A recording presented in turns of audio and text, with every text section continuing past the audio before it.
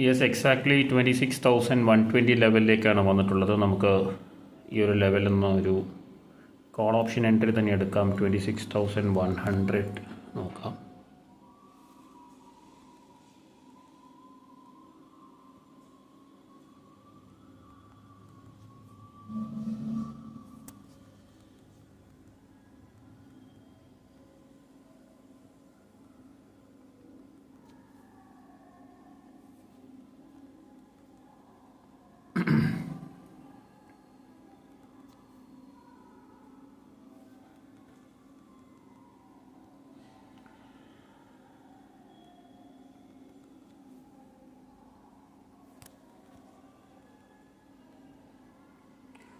$26,100 puttu option, call option. 26,100 call option നമ്മൾ book ചെയ്ത profits book ചെയ്തൊരു കോൾ ഓപ്ഷൻ സ്ട്രൈക്ക് പ്രൈസ് ആണ്. അറൗണ്ട് 155 ലെവലിൽ നമ്മൾ ബുക്ക് ചെയ്തിരുന്നു. 155, 157 ചാർട്ട് നോക്കുകയാണെങ്കിൽ കൃത്യമായിട്ട് അറിയാൻ പറ്റും. ആ ഒരു പോയിന്റിന് ശേഷം ഒരു കണ്ടിന്യൂസ് ഡൗൺഫോൾ ആണ് ഓപ്ഷനിൽ വന്നിട്ടുള്ളത്. ഡേ ലോ വന്നിട്ടുള്ളത് 110 ആണ്. അപ്പോൾ 110 വരെ അത് കണ്ടിന്യൂസ് ആയിട്ട് ഫോൾ ആവുന്നതാണ് സംഭവിച്ചിട്ടുള്ളത്. ഇപ്പോൾ വളരെ പെർഫെക്റ്റ് ആയിട്ടുള്ളൊരു അനാലിസിസ് ആണ് നമുക്ക് ആ ഒരു നിഫ്റ്റിയിൽ നമുക്ക് ഇന്ന് ചെയ്യാൻ പറ്റിയിട്ടുള്ളത്.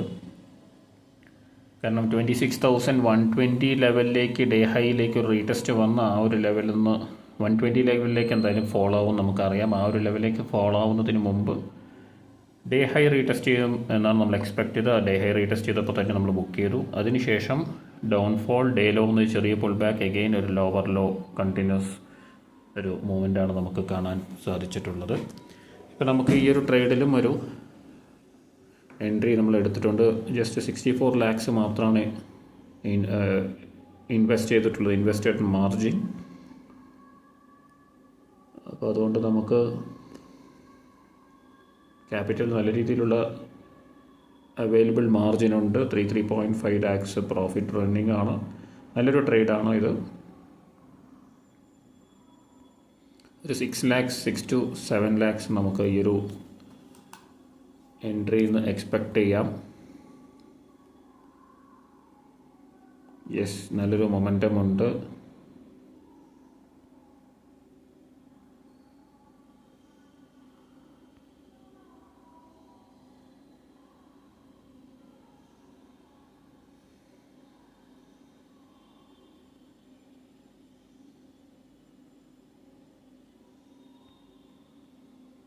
$131 പ്രീമിയം, 132. Yes, good.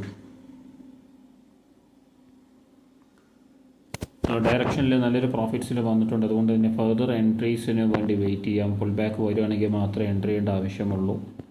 ഇവിടെ നമ്മൾ എൻട്രി ചെയ്ത് കഴിഞ്ഞാൽ ആ ഒരു പുൾ ബാക്കിൽ തന്നെ ആ ഒരു എൻട്രീസ് മുഴുവൻ ലോസിലേക്ക് പോകും. അപ്പോൾ നമ്മളിപ്പോൾ വെയിറ്റ് ചെയ്യാണ് ചെയ്യേണ്ടത്.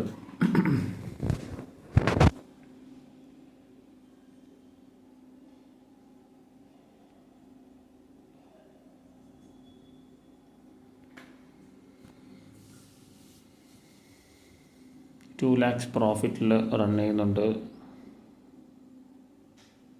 നമുക്ക് വെയിറ്റ് ചെയ്യാം.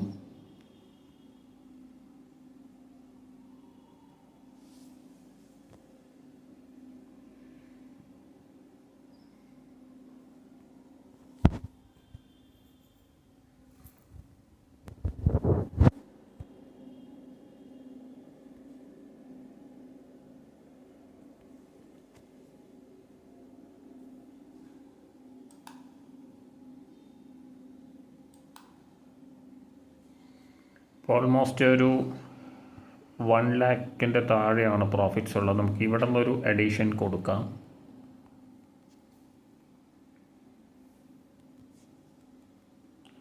ഇപ്പോൾ നമ്മൾ എക്സ്പെക്റ്റ് ചെയ്ത ആ ഒരു പുൾ ബാക്ക് വന്നു കഴിഞ്ഞു.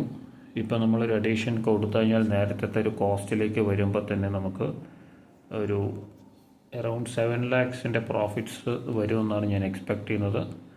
അപ്പോൾ ഈ ഒരു ഇപ്പോൾ കൊടുക്കുന്ന ഒരു അഡീഷനും നമ്മൾ വളരെ കൺട്രോൾഡായിട്ട് കൊടുക്കണം. അറൗണ്ട് 50% അല്ലെങ്കിൽ ഒരു 30% വരികയാണിപ്പം നമുക്ക് സ്റ്റോപ്പ് ചെയ്യാം. എന്നിട്ട് ബാക്കിയുള്ള